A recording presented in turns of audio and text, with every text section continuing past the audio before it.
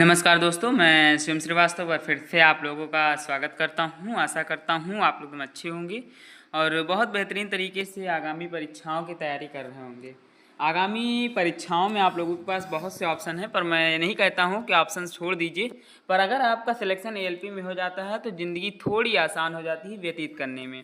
Selection के लिए कितना नंबर चाहिए, कौन कौन से जोन हैं, किस प्रकार का कट ऑफ है, कैसा रिजल्ट कब तक आएगा, वो सारी चीज़ें मैं आपको समझाने वाला हूँ। वीडियो ध्यान से लास्ट तक देखिएगा, ठीक है। अगर मैं बात करूँ यहाँ पर आरआरबी एएलपी 2024 की, तो रिजल्ट डेट जुलाई के मध्य में लगभग मान लीजिए 20 के आसपास आपका डेट देखेंगे। प्रश्नों पर आपत्ति, जिन भी प्रश्नों पर आपत्ति की गई है वो बोनस अंक आपको मिलेंगे। अगर 4 प्रश्नों पर हुए तो 4, अगर 5 पे हुए तो 5। वो ऊपर आप पर डिपेंड करता है कि कितने पे आपत्ति मानती है, ठीक है। नॉर्मलाइजेशन, टोटल पोस्ट, ये सारी चीज़ें अगर मैं बताऊं तो टोटल पोस्ट आप लोगों के 18,799 थी। जनरल में 8,149, ओबीसी में 4,538, ईडब्ल्यूएस में 1,798, एससी में 2,735 और एसटी में 1,579 पोस्टें थी, ठीक है। 2018 के CBT2 रिजल्ट के बारे में बात करूं तो CBT2 का रिजल्ट आया था 5/2/2019 को, और साइको टेस्ट जो हुआ था वो 16/4/2019 को हुआ। टोटल 10 डेज गैप पे हुआ था आप लोगों का, तो 10 डेज गैप इस बार भी मान लीजिएगा।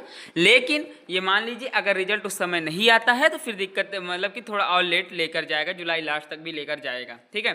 2024-25 तो CBT फर्स्ट में 15 गुना कैंडिडेट्स को सिलेक्शन दिया जाएगा। लगभग अगर मैं बात करूँ 2,81,985 स्टूडेंट्स प्रेजेंट कितने हुए थे, 2,63,000 ही आए थे और CBT2 में, ठीक है। तो 2,63,000 में से आप लोगों का साइको के लिए स्टूडेंट्स चुने जाएंगे। तो अगर मैं उस पर चर्चा करूं तो लगभग वो स्टूडेंट्स की संख्या होगी 1,50,392। इन्हीं में से 18,000 या 18,799 कैंडिडेट्स का सिलेक्शन होगा। फाइनल कट ऑफ जो जाएगी वो डिपेंड करेगी पार्ट ए पर और साइको पर, ठीक है। पार्ट ए पे 70% डिपेंड करेगी और साइको पर 30% डिपेंड करेगी।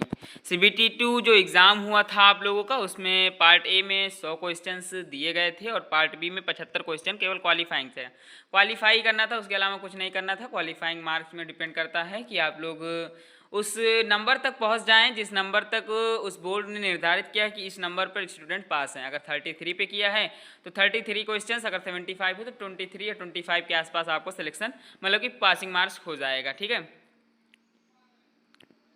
उसके अलावा भी बहुत सी चीज़ें हैं जो आपको बतानी हैं। अगर मैं आप लोगों से बात करूं तो मैं बताना चाहूँगा cut off, zone wise, category wise, red zone, green zone, ये सारी चीज़ें आपके साथ साझा करूंगा। सबसे पहले अगर मैं बताऊं CBT2 कट ऑफ कम क्यों जाएगी, साइको कट ऑफ हाई क्यों जाएगी। देखो CBT2 कट ऑफ इस बार कम जाएगी, इसका रीज़न ये है क्योंकि CBT2 में आपके स्टूडेंट्स आपसे जो प्रतिभाग करेंगे उनकी स्टूडेंट्स की संख्या ऑलरेडी पहले से कम है। CBT फर्स्ट से ही कम आए हैं, ठीक है। तो CBT2 में और पहले से कम भी आए हैं और छोड़े भी हैं। लगभग 30,000 के आसपास बच्चों ने CBT2 का एग्ज़ाम छोड़ा, तो इस हिसाब से एग्ज़ाम जो है यहाँ पर कम जाएगा। साइको में भी स्टूडेंट्स एग्ज़ाम छोड़ेंगे, मैं मानता हूँ, लेकिन जो स्टूडेंट्स उसमें छोड़ेंगे साइको में मुश्किल से मान लीजिए 30 से 40 स्टूडेंट्स ही आपको दिखेंगे टेस्ट में, क्योंकि यहाँ पर स्टूडेंट्स कभी गलती नहीं करेगा। वो भी जो 30-40 होंगे बहुत रेयर केसेस होंगे, किसी का एक्सीडेंट हो गया होगा, कोई आने के काबिल नहीं होगा, कोई ऐसी कुछ अप्रिय घटनाएं घट जाएंगी जिस एग्ज़ाम से ज़्यादा बड़ी होंगी। ऐसी बहुत सी चीज़ें होती हैं और कुछ लोगों का कहीं और सिलेक्शन हो जाएगा इसके रिजल्ट आने तक, ठीक है। क्योंकि साइको के टेस्ट के बाद आपका 15 से 20 दिन में इसका रिजल्ट आ जाता है और उसके बाद फिर आपका मेडिकल, मेमटी वगैरह होता है, फिजिकल वगैरह थोड़ा बहुत देखा जाएगा, वो सारी चीज़ें मानी जाती हैं। अगर मैं यहाँ पर रेड जोन के बारे में बात करूँ तो अजमेर, रांची, भोपाल, चंडीगढ़, चेन्नई, सिकंदराबाद, तिरुवनंतपुरम, प्रयागराज, ये सारे रेड जोन में हैं। रेड जोन में जनरल की कट ऑफ 58 से 62 जाएगी, ओबीसी 55 से 57 जाएगी, डब्ल्यूएस 54 से 56 जाएगी, एससी 48 से 50 जाएगी, एसटी 43 से 44 जाएगी, ठीक है।